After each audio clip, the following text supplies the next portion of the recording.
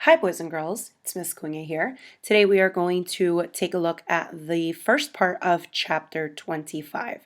So please make sure that you are on your document and you are listening and following along for the read aloud. I will be pausing it every couple of seconds or every so often so that we can look at the annotations. Remember, you can also compare your annotations to the teacher copy of this chapters 19 through 28 document that's on Google Classroom. So right now I am on slide 27. So this is the beginning of chapter 25. Listening. What happened to you? What went down? Me and Emmett are alone. Ghost boys have disappeared. Like they know it's time for Emmett's tale. Neighbors are asleep. The moon shines. Moths flit. It's garbage day tomorrow. Rats dig inside pails, eat through plastic bags. My neighborhood's poor, segregated. Until I started wandering. I didn't know by how much. Didn't know how much I was living in a danger zone. But why did cops fear me? Are you ready to hear? I nod. Emmett sighs. Let's go to my home. 2 shakes and we're there.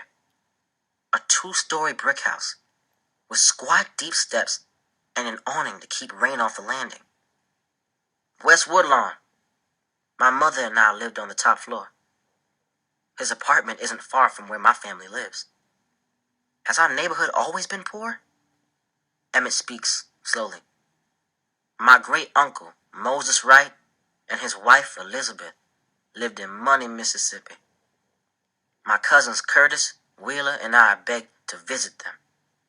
We wanted to play with Simeon, Robert, and Maurice. 6 boys. Almost enough to field a team. Plus, Maurice said he'd take us fishing.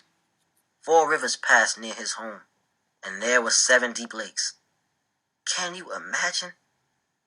I wanted to see all that water. All right, I'm going to stop there. So notice that there is a similarity here. So as they are going to Emmett's house, it says that his apartment isn't far from where my family lives. Has our neighborhood always been poor? So notice that Emmett and Jerome lived in either of the same neighborhood or very close to each other, right? And we learned that because, as Jerome is saying, has our neighborhood always been this poor? It means that not much has changed, right? So Emmett lived near Jerome's neighborhood. It was also a poor neighborhood when Jerome lived there. Make sure you add that annotation. My uncle was a sharecropper, but he lived in the nicest tenant house on Frederick Plantation. It was a run-down shack with a tin roof, but it had 2 bedrooms in the front and 2 in the back.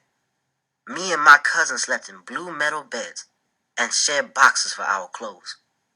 Happy. We didn't mind. Dirt poor people, Mother used to say. That's why I left Mississippi, because I didn't want to be a sharecropper picking cotton.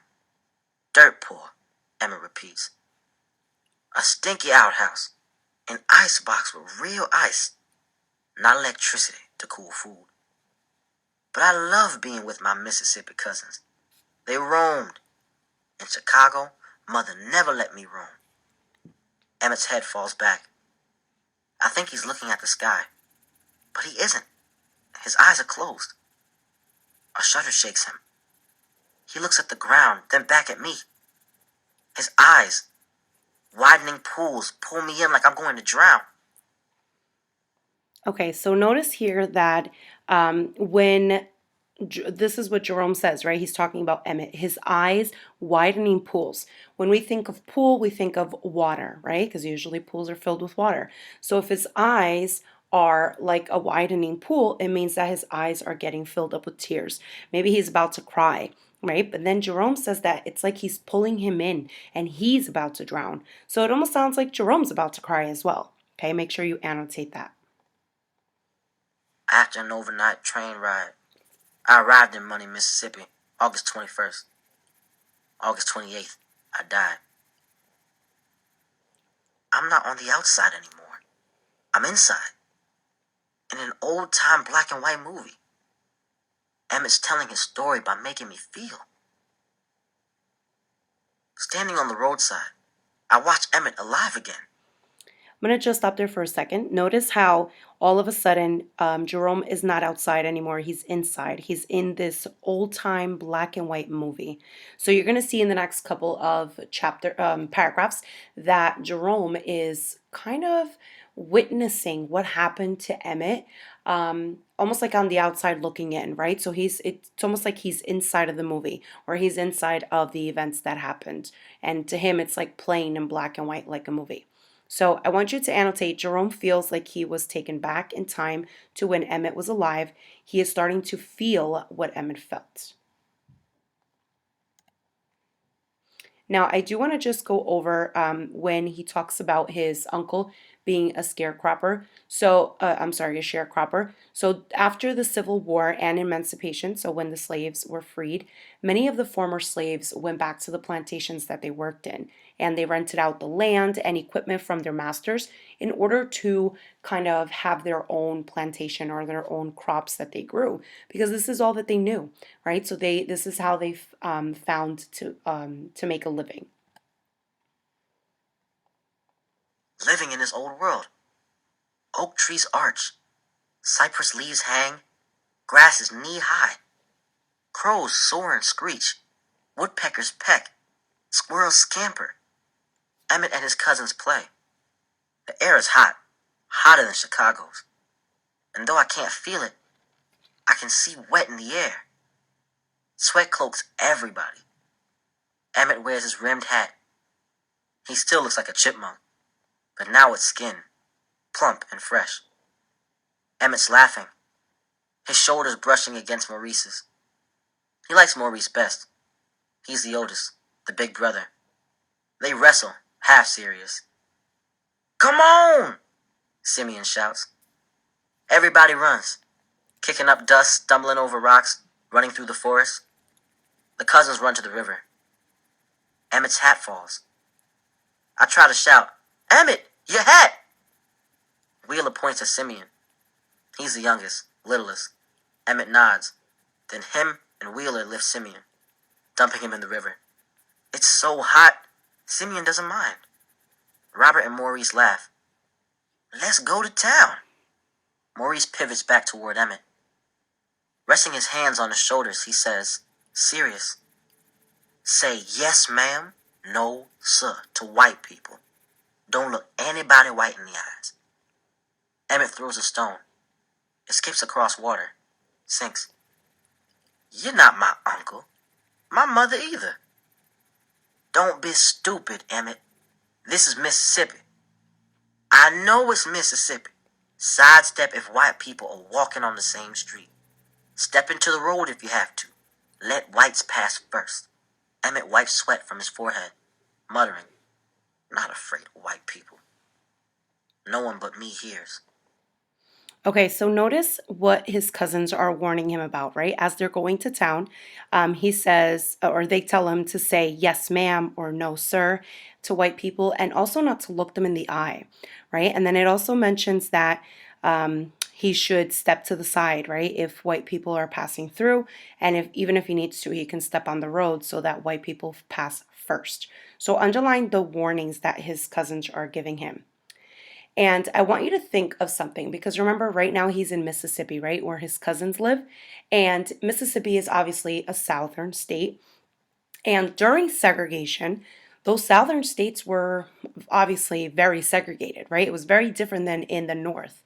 And a lot of the African Americans that lived in the south obviously, were slaves, and all of the white people thought that their race was superior. So of course segregation was much bigger in the south than it was in the north. That is why Emmett doesn't really understand like what they're talking about. Why do I have to say yes sir or no ma'am, or not look at them in the eye? So do you think that Emmett is going to take what is being told to him serious? Like, do you think he's going to listen to his cousins and do what they're saying about not looking them in the eye and not speaking to them, and moving to the side when they're passing? So I want you to add your annotation here, your little prediction, and then don't forget to underline those, what they're telling him, right? That advice. I do want you to, as you're answering your annotation, I want you to think of how he reacts to them. So as they're saying, say, yes, ma'am, no, sir, he says, you're not my uncle, you're not my mother either. Kind of like he's telling them, like, don't tell me what to say or what to do, right? And then he also says, I'm not afraid of white people. So do you think he's going to take them serious? Town isn't much. Dirt roads, wood sidewalks, a few stores with porches, segregated. Black and white men play checkers and drink soda outside. Country men in denim, women in flowery dresses. 2 black girls skip. The day is sunshiny and bright. The biggest store is Bryant's Grocery and Meat Market. Maurice says, the Bryants sell mostly to blacks. White folks drive to Greenwood. They've got much better stores. Bryant's have bubblegum? Asks Emmett. Be careful. Don't say nothing, pipes Simeon, his clothes still wet. Scornful, Emmett boasts. Life's different in Chicago. I talk with white people all the time.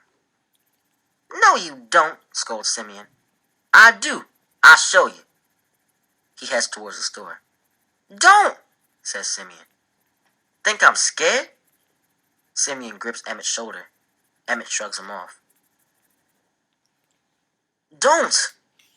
My voice makes no sound. Stupid, stupid, stupid. Emmett, don't be stupid. He is different, says Simeon. Fierce, desperate. Tell him, Maurice. Folks don't care about black people. Don't like black people. Don't even believe we're people, says Maurice, sorrowful. Emmett doesn't listen. He walks into the store. Not much of a store. Some chips, penny candy, cold sodas, bags of flour, sugar, salt. A woman with long brown hair sits on a stool behind the counter. She's pale with red lipstick and brown eyes. Emmett digs out a purple bubble gum from a bin and puts a penny in her hand. He walks away, not seeing the woman's outrage. I see it. Hatred. At the doorway he stops, turns, and smiles. Goodbye. Wordless, I holler. Run, Emmett! Like I tried to run. Simeon leaps onto the porch. You spoke to her? Yeah. Emmett unwraps his gum. Said goodbye like I would in Chicago. Put the penny in her hand. Put the penny in her hand? So? Simeon hops, twists, like the ground is on fire. He drags Emmett toward the cousins.